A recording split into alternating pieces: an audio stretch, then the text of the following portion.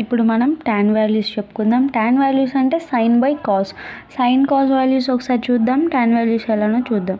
ఓకేనా? ఇదిగోండి సైన్ మనం కనుక్కున్నాం, దానికి రివర్స్గా కాజ్ అనుకున్నాం. సైన్ బై కాజ్ అంటే ఎట్లనా సైన్ బై కాజ్ అంటే tan వచ్చేస్తుంది. అది ఆ విధంగా మనం చేస్తే tan వస్తుంది. ఇది సైన్, ఇది cos, sine cos, sine cos, sine cos, sine cos అట్లా వేసేసుకున్నాను. 0/1 అంటే ఏమొస్తుంది? 0. 1/2 √3/2 అంటే 1/2. ఈ √3/2 అనేది రివర్స్ వెళ్తే 2/√3 అవుతుంది. 2 క్యాన్సిల్ అవుతుంది.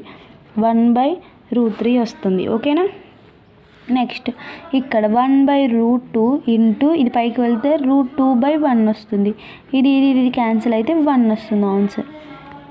ఓకే, √3/2 ఇంటూ ఇది పైకి వెళ్తే 2/1 అవుతుంది. ఇది క్యాన్సిల్ అయినప్పుడు √3/1 అంటే √3.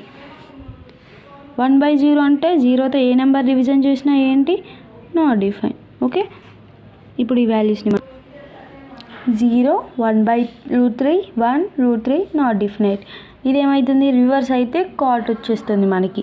ఓకేనా? నెక్స్ట్ వీడియోలో మనం సీకెండ్ చూద్దాం. సీకెండ్ చూసేస్తే ఆటోమేటిక్గా కోసీకెండ్ కూడా ఈజీగా ఉంటుంది. ఓకేనా friends? Thank you for watching.